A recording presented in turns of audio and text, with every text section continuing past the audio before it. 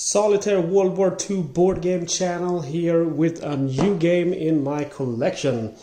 I received this a few weeks ago and I've already opened it, but I wanted to show you what's inside the box of the third edition of the very excellent game The Hunters, German U-boats at war 1939 to 1943. So this is a so-called history simulation game, and the front is very nice with some old photo of a U-boat,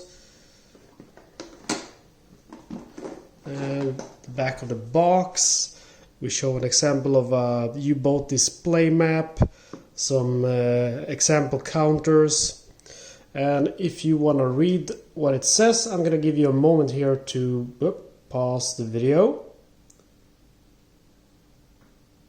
to read the top of the box, and then you have the bottom of the box.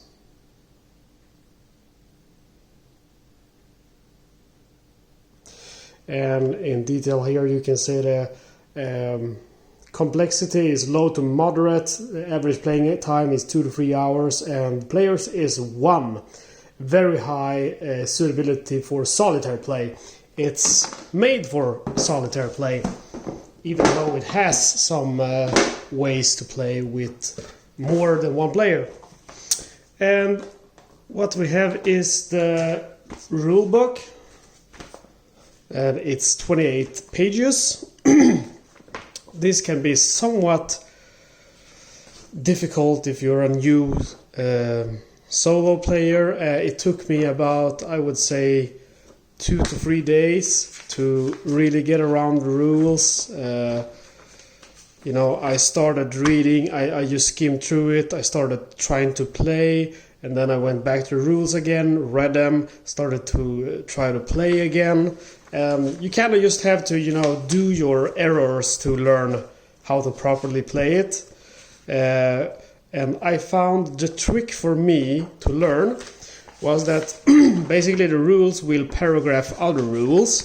So for example, let's see if I can find a good example. Yeah, if you read here on 4.5 torpedo load, torpedoes, so this is 4.5.7, and this rule will paragraph the rule 4.5.1.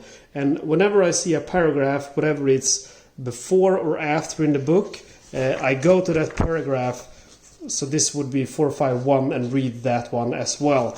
And once I've read that, I go back to rules and keep reading. Anyway, this is a nice rule book. Got some example pictures and so on. And then we have the Hunters third printing. So I'm not sure if it's the third edition or the third printing, whatever they call it. It has some bonus material.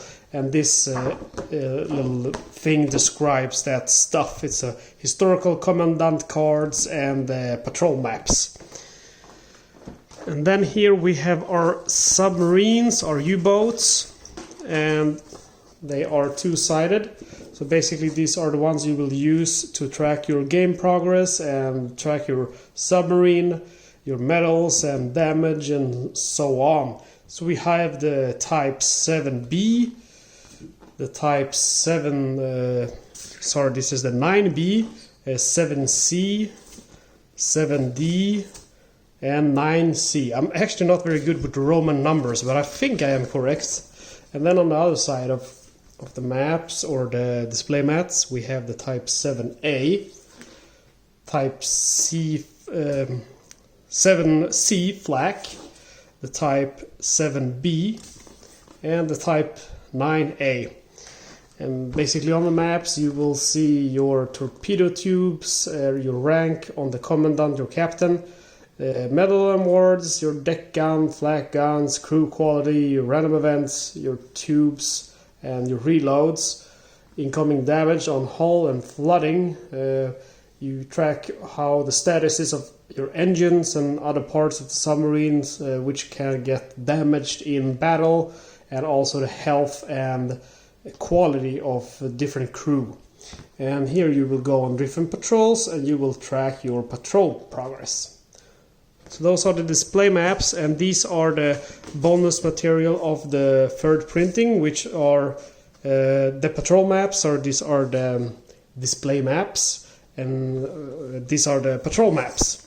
They are optional to use. Personally, I don't use them because I think they're kind of confusing to me, but some people might think they are nice.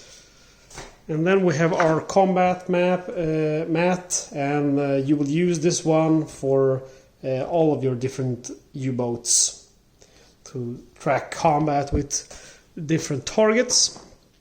You have a bunch of different charts to be able to play the game, and this one is, for example, the U-boat patrol assignment. You will roll for where you will go on patrol. You have aircraft encounter, flag attack versus aircraft. If you guys have played the B-17 Queens of the Skies, you're going to be familiar with these kind of charts. So you have basically charts for everything that happens in the game, and you will roll dice to see what kind of targets you meet, what kind of damage you might take, and random events, and so on. And then you have the patrol log sheet.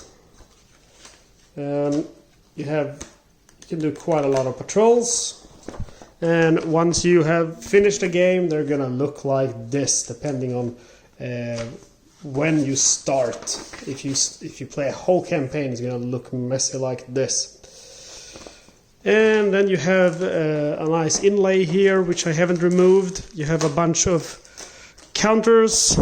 All these dice were included in the game box, and these are also bonus material for the third printing, which are the commander cards. They're cardboard and very thick, and you basically have different commandants, different captains, which you can play, and they have game abilities, but you will try to beat their ranking, their as many tons of shipping they sunk, and basically you have you can go on a historical patrol and do the same patrol as them, or you can do a free patrol of your own choice. Of course, you can play around with these guys as well. You can use them in a normal campaign. You can do whatever you want with them because it's your game. So you have Herbert Schulze, Karl Friedrich Matten, Heinrich Lechmann, Willem Brock, Viktor Schütze, Heinrich Lieber, Erich Topp, Wolfgang Lütt, und Otto Kretschmer. You German guys are gonna hate me now because of how I pronounce those names. We have a bunch of different counters, and I have chosen to sort them in different Ziploc bags. Here we have counters for missions, like mine-laying missions, and other agent, that's an agent drop-off mission. We have our counters for tracking damage on crew members, seriously wounded, light wounded, and killed in action counters. Then we have different kind of counters to track damage on our different kind of equipment here, hydrophones, for example, or the periscope. And this is different kind of engines, like the diesel engine. We have some counters for our display combat map, like range and wolf pack, incoming hits, and so on. Then we have, these are optional counters if you want to play with optional rules that will make variable quality of escort and airplanes. Those rules make this game a little bit harder. I think this game is hard enough to survive, so I usually don't use them.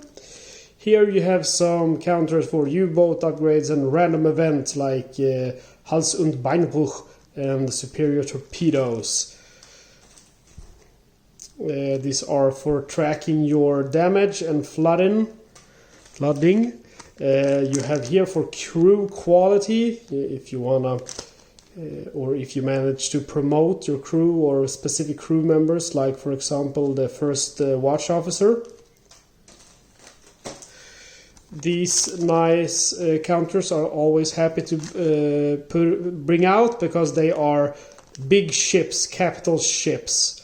They Some of them, like the Eagle here, will give you iron crosses for sinking, and all of them have quite a lot of tonnage, as you can see. Then we have ordinary boats here, like large freighters and tankers, small freighters. Here we have the rank and awards for our captain. We have different counters for our specific boat. There's two counters for each boat. So if you want, you can play with two of them and have one on your display mat and one on your operation map if you want to use those optional maps. So you can track your patrol progress on both of those mats. Here you have ammunition counters for electrical torpedoes, steam torpedoes, and for your deck gun. And these guys are mixed counters, and they are, what do you call them? Extra counters. So if you lose a counter or something like this, you can replace them with these guys. So I've just mixed them up in one. And that's it. That's what you get in the Hunters. And I have to say something.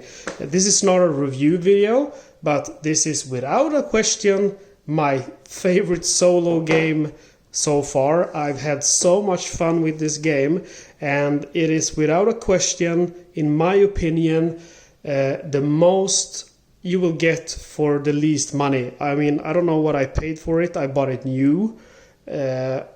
Something like 40 euro or something like that, maybe 45, but still, I mean, that's nothing. And I spent so many hours with this game. I completed a campaign with every type of U-boat and survived, and that's not easy. My survival rate have been something like 30% or something. So yeah, it's definitely a good game in my opinion, and stay tuned because next video is gonna be a full playthrough of a whole campaign of a submarine or a U-boat, and we'll see how that goes, because this game can be very unforgiving, and I'm a little bit aggressive in my tactics because I want to win those awards and sink as many ships as possible. Anyway guys, thank you for watching, and like I said, stay tuned for more. See ya.